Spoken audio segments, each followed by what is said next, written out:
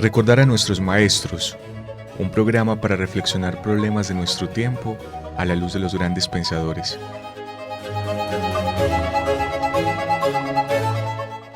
Dirección: Carlos Mario González, profesor de la Universidad Nacional de Colombia, sede Medellín.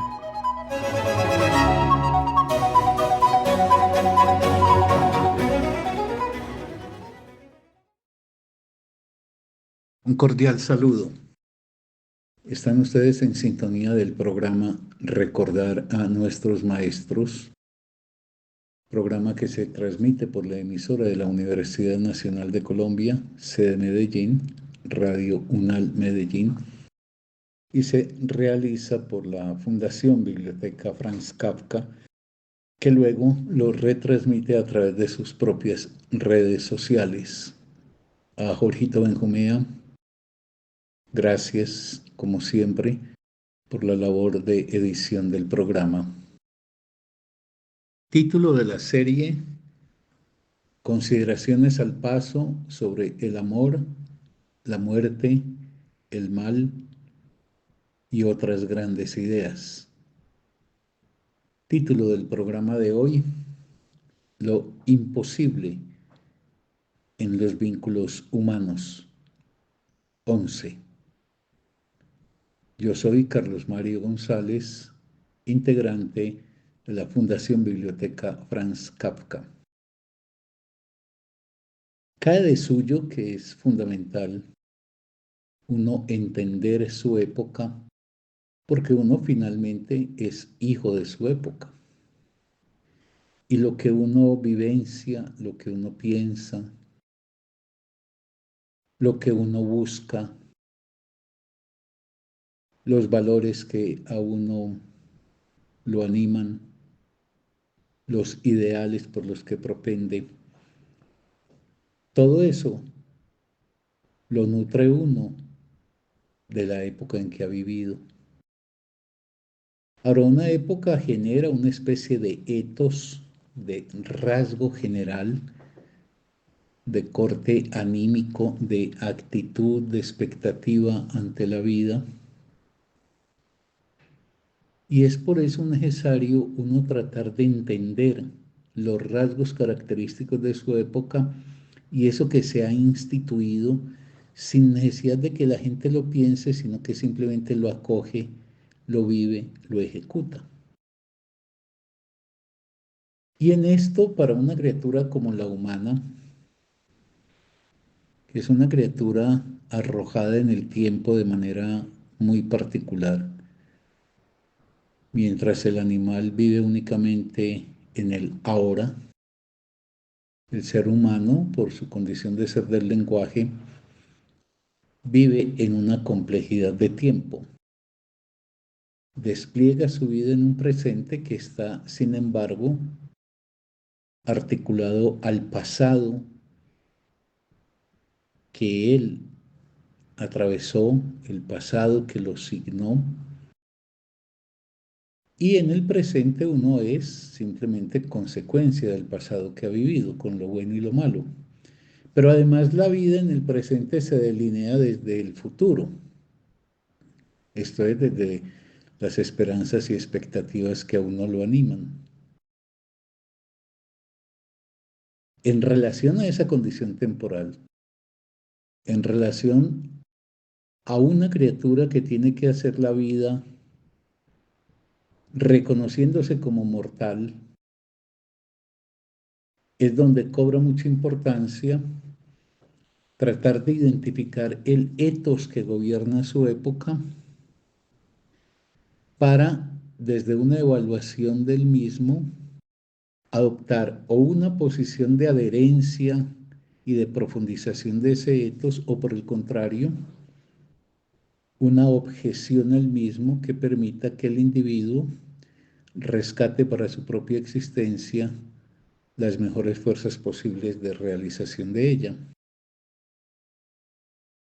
La cultura occidental, visto pues en un panorama muy general, ha estado gobernada por etos, es decir, por estados de ánimo, llamémoslos así, diferentes.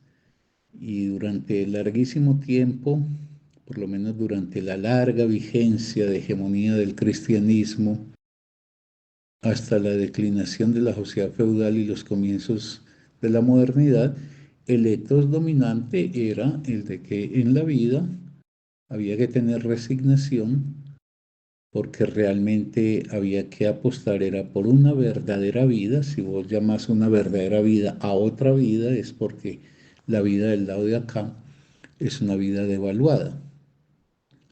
Y frente a los avatares, dificultades, dolores, sufrimientos de esta vida, pues no quedaba sino la resignación.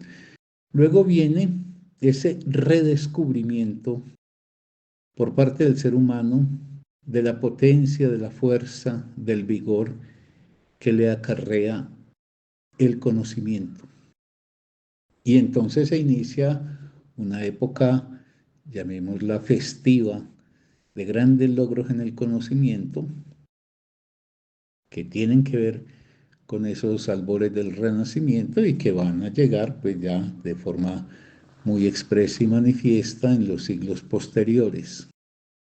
Ahora, ese conocer que el ser humano va encontrando cada vez en formas más elaboradas y más profundas, va a suscitar en el conjunto de la sociedad la configuración de un estado anímico que encontrará su colofón, su expresión más lograda en la ilustración y es una gran confianza en la vida, un gran optimismo. En la vida se pueden lograr vía el conocimiento y el conocimiento es el despliegue racional del saber. Se pueden lograr las cosas óptimas que nos garantizarán a los seres humanos una vida dichosa. Pero a ese optimismo se le ha respondido por razones que habría que indagar con cuidado con la contraparte. A ese optimismo activado en el siglo XIX y que confiaba tanto que las relaciones políticas, las relaciones amorosas, el avance de la ciencia nos traería entonces un mundo feliz, un mundo dichoso. Eso que había suscitado tantas utopías para llegar finalmente a estados paradisíacos, eso encontró una réplica en la cultura y es mi opinión que actualmente vivimos no bajo el optimismo que había desplegado la ilustración, sino bajo una forma del pesimismo que ha llegado a manifestarse como nihilismo, es decir, como perder las esperanzas, no tener causas, no confiar en que se pueden transformar las cosas favorablemente. Y todo eso se ha manifestado no solamente en los estados, por ejemplo, depresivos generalizados que marcan a buena parte de la población, sino también en la apatía con la política. Es como si el mundo se hubiera congelado en el presente para cada individuo, no hubiese un mañana y ese futuro no se pudiese investir de ninguna esperanza. Obviamente el nihilismo conduce a la inacción y la inacción es la entrega y la rendición final ante las situaciones adversas que toca vivir. Por ende, en ese esquema que planteo, digamos, de esos dos etos, del etos que post-cristianismo había embargado a Occidente con un gran optimismo sobre su destino, sobre las conquistas que iba a poder lograr y que en ese sentido también alentaba inmensamente la vida de los individuos, pues vino una réplica, habida cuenta de los fracasos sucesivos que se fueron presentando, habida cuenta de ver que el amor tampoco era un conducto a la felicidad y que estaba teñido muchísimas veces de manifestaciones que conducían al amante a lo peor, ver que la política, tanto en la versión burguesa como en la versión marxista, no conducía a lo que prometía y ver que la ciencia traía secuelas que eran graves problemas y peligros inminentes también. Todo eso entonces, digo, terminó en una posición pesimista conducente al nihilismo, a la apatía, a la desesperanza, a la ausencia de motivos para vivir en términos, por ejemplo, colectivos, pero incluso desesperanza con respecto a la vida propia, de tal manera que lo que se va imponiendo es una especie de sociedad de vértigo donde los individuos se entregan resignados a lo que son y no consideran que la vida puede tener otras formas y otras manifestaciones. Lo más que queda es la propuesta ideológica burguesa de que se escale en el orden social en términos de conseguir mejores posicionamientos económicos, de poder, etcétera, pero el sentido de la vida como realizaciones de conjunto y que permitiesen cierta plenitud del ser, de eso se ha desistido y podemos decir que el etos dominante en nuestra época, en este fragor, en este vértigo en que vivimos es, sin embargo, el nihilismo, una posición apática, una posición indolente, una posición desesperanzada.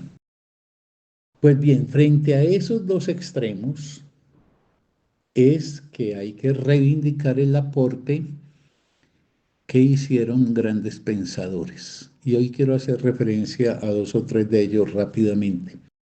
Siempre advirtiendo que, por ejemplo, la oposición entre ilustración y romanticismo no es una oposición neta, porque uno puede encontrar, por ejemplo, pensadores que son en un momento dado expresión de una postura ilustrada y en otro momento de una postura romántica, como es el caso de Goethe. Goethe es un racionalista, pero fue también una expresión muy lograda del romanticismo, como es el caso de Rousseau, que sin el contrato social está en los términos de la racionalidad que la ilustración proponía, pues en otros textos, por ejemplo en el Emilio, lo que va es más bien a inclinarse hacia el lado del romanticismo, allí donde se empieza a hacer una exaltación de la naturaleza y la esperanza de que si se va a la naturaleza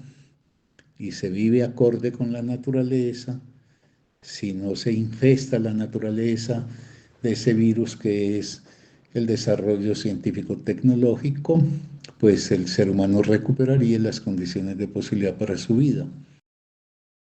En ese sentido, pues lo que quiero indicar es que estos grandes pensadores son complejos. Ahora, hay un término muy importante de cuestionamiento.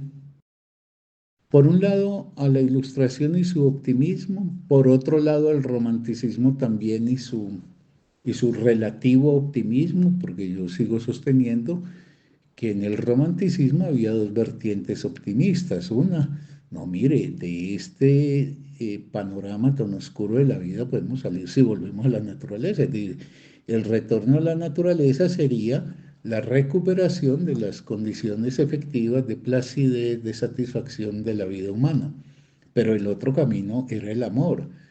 Si yo lograba encontrar un partener que fuera exactamente aquel que hiciera case conmigo para constituir como dos partes que se encuentran en una unidad, el amor sería dador de dicha.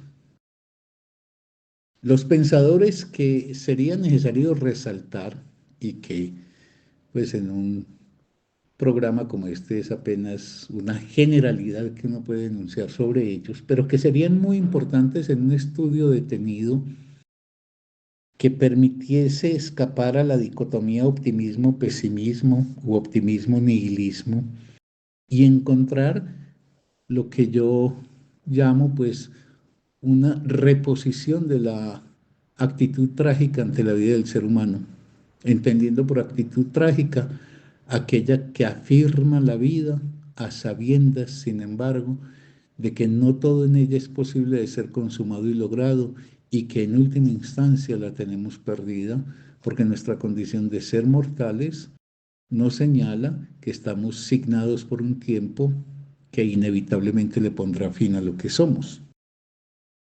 En esos pensadores que hay que recuperar como quienes permitieron comenzar a principios del siglo XIX a replantearnos frente al optimismo que habían promovido conjuntamente Ilustración y Romanticismo, y al pesimismo que empezaba a aletear en el ambiente por el desarrollo frenético de la sociedad que el mundo burgués ponía en marcha. Esos pensadores, yo creo que es necesario por lo menos mencionar tres. Kant, que es otro que está en ocasiones de un lado, por ejemplo, como el de la Ilustración, pero en otras ocasiones Kant es un cuestionador de las esperanzas optimistas de la Ilustración. Kant es un pensador principalísimo. Schopenhauer es otro y Kierkegaard es otro. Son tres pensadores que con su reflexión filosófica le ponen coto a la esperanza desmedida, pero no liquidan la acción del ser humano ni liquidan la posibilidad de que el ser humano transforme las condiciones de su existencia a favor de lo mejor posible, de lo mejor posible. Kant, que es un pilar de la cultura occidental, Kant es un pensador fundamental porque él delineó con su reflexión muchos de los caminos que hemos de transitar. Tiene, en mi opinión, dos manifestaciones, puede haber otras, pero ahora quiero destacar dos, donde él le pone coto a ese optimismo y advierte que el ser humano es un ser que tiene que contar con sus limitaciones y aceptar la vida con sus limitaciones. Aceptar la vida con las limitaciones no quiere decir resignarse, quiere decir actuar en los términos que le es posible. Esas famosísimas y tan reiteradas veces recordadas preguntas clásicas de Kant, esas preguntas donde Kant nos indica qué puedo conocer. Quien se pregunta qué puedo conocer es porque sabe que no todo lo puede conocer. Y ya eso es un quite a la Ilustración que creía que estábamos dotados de una batería que era nuestra capacidad de pensar y que ya iba desplegando una especie de manto de conocimiento que lo cubriría paulatinamente todo. No, cuando Kant se pregunta qué puedo conocer es porque está subtendiendo la idea es que hay cosas que no se pueden conocer y efectivamente ese va a ser un planteamiento básico suyo. El ejercicio de la razón es posible en el mundo de los fenómenos, no en el mundo de la cosa en sí. Y con la cosa en sí ese sería un tema pues muy largo. Lo que Kant está diciendo es que de todo objeto que estudiemos hay algo que se nos pierde. Pero en consonancia con él, ¿qué puedo conocer? El planteo, ¿qué debo hacer? ¿Qué debo hacer? Es decir, ¿cuál es el imperativo que rige la acción mía? Eso lo que indica es que el actuar puede ser un actuar fallido. Pues subtiende también la idea de que el actuar puede ser un actuar fallido. Y que efectivamente en el acometimiento de la vida podemos decidir equivocadamente y emplazar acciones que nos conduzcan no a los logros mejores para la existencia, sino, por ejemplo, al deterioro de esta. Y finalmente, la tercera gran pregunta de él, ¿qué puedo esperar si hago lo que debo hacer? Es plantear que quien puede conocer y en función del conocer despliega un hacer, le corresponde esperar. Pero ¿qué es lo que es esperable? La conquista de las formas absolutas de realización y de dicha, o en ese ¿qué puedo esperar? El ser humano tendría que incluir también la aceptación de que no todo le es dable. Pero en Kant hay también otro planteamiento muy importante que es un, yo diría, como término de cuestionamiento al optimismo ilustrado, y es el que tiene que ver con la tesis cuarta que él formula en el textico de Idea de una historia universal desde el punto de vista cosmopolita. Porque en ese texto es que Kant dice que el ser humano está constituido por dos tendencias opuestas que lo desgarran: la tendencia a la sociabilidad y la tendencia a la asociabilidad. Lo digo en palabras suyas: el hombre tiene una propensión a socializarse, porque en este estado siente más su condición de hombre, es decir, tiene el sentimiento de desarrollar sus disposiciones naturales, pero también posee una gran inclinación a individualizarse, a aislarse, porque al mismo tiempo encuentra en él una cualidad insociable de querer dirigir todo simplemente según su modo de pensar. Kant está intuyendo algo, él no tiene una batería conceptual en ese momento, su época no se la brindaba, que sí la tendrá, por ejemplo, Freud, para plantear que somos una criatura desgarrada entre dos propensiones: la propensión a la sociabilidad, a encontrarnos con el semejante, y la propensión a retirarnos del semejante.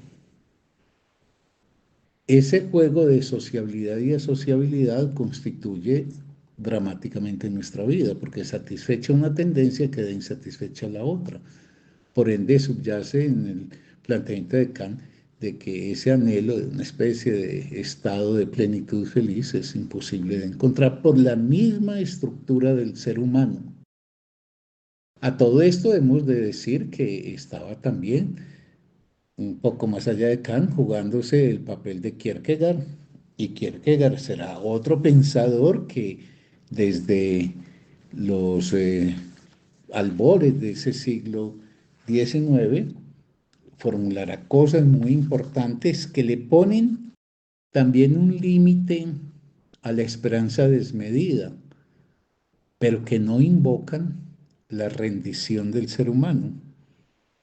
Kierkegaard, para decirlo rápidamente, pues hace una reivindicación muy importante del individuo, es decir, de que la vida la vivimos como una experiencia también de individuos, y que el destino de la sociedad no resuelve necesariamente el destino individual, como a la inversa, el destino individual no es la garantía de la resolución del destino colectivo, y que esa posición del individuo, que lo pone, entre otras cosas, en relación a la libertad, a la decisión y por consecuencia a la responsabilidad, pues activa la angustia, porque es un yo enfrentado al devenir de sí mismo bajo decisiones que están teñidas de incertidumbre.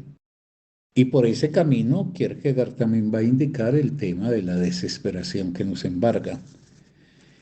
Y finalmente hay otro pensador muy importante que es Schopenhauer.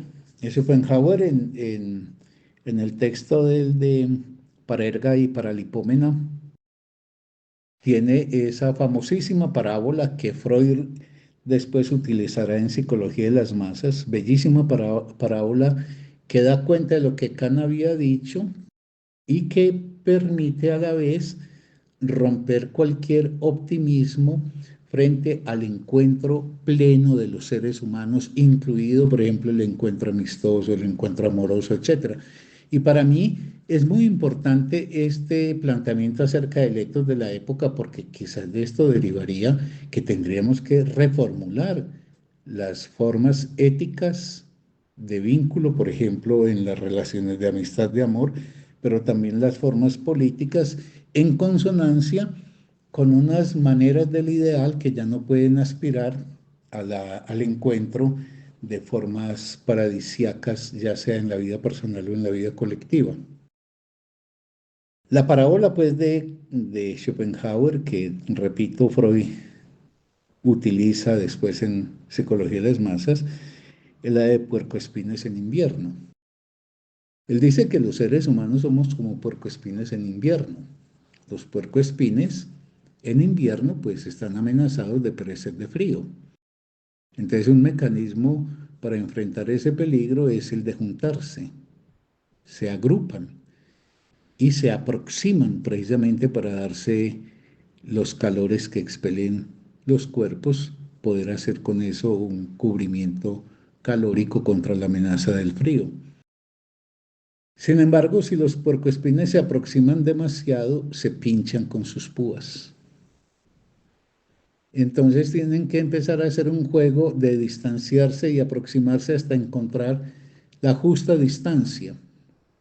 Bueno, la imagen de Schopenhauer, que es también una imagen freudiana, es la de que los seres humanos somos puercoespines en invierno y que casa con la de Kant. El aproximarnos es la tendencia a la sociabilidad. El distanciarnos es la tendencia a la asociabilidad. Y estamos hechos de las dos cosas. Entonces no puede haber satisfacción absoluta. Porque si quiero el calor, tengo que pagar con el sufrimiento de los pinchazos. Y si quiero la serenidad del cuerpo no lastimado, tengo que asumir el riesgo de morir de frío. Bueno, los seres humanos, que lo veremos en la última emisión de esta serie, en lo que ha desarrollado particularmente Freud, pero hay que darle también ahí una cabida, aunque sea parcial, a Nietzsche. Los seres humanos somos seres que estamos imposibilitados de ser uno, en el sentido de yo estar entonces completamente armonizado conmigo mismo y que los otros me perciban entonces como una sola unidad, pero al mismo tiempo que somos seres no todo, es decir, que no todo lo que queremos, anhelamos, deseamos, nos proponemos, luchamos es conseguible y que hay que afirmar la vida en la lucha por conseguir lo posible, aceptando lo imposible. Entonces el planteamiento de Schopenhauer, que refrenda el de Kant, es el de que los seres humanos tenemos que avanzar en la vida asumiendo la doble cara que tenemos. De un lado, la cara que nos conecta con el semejante, pero de otro lado, la cara que nos distancia del semejante. Y ahí, para la próxima emisión, es donde se debe incluir esa construcción fundamental teórica que hizo Freud, que es la configuración de la categoría de sujeto.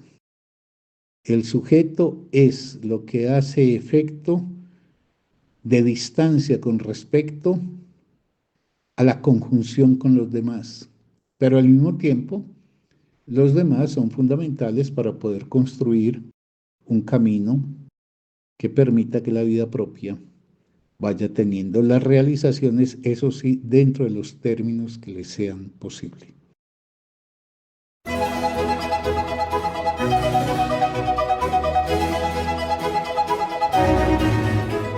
Recordar a nuestros maestros, un programa para reflexionar problemas de nuestro tiempo a la luz de los grandes pensadores.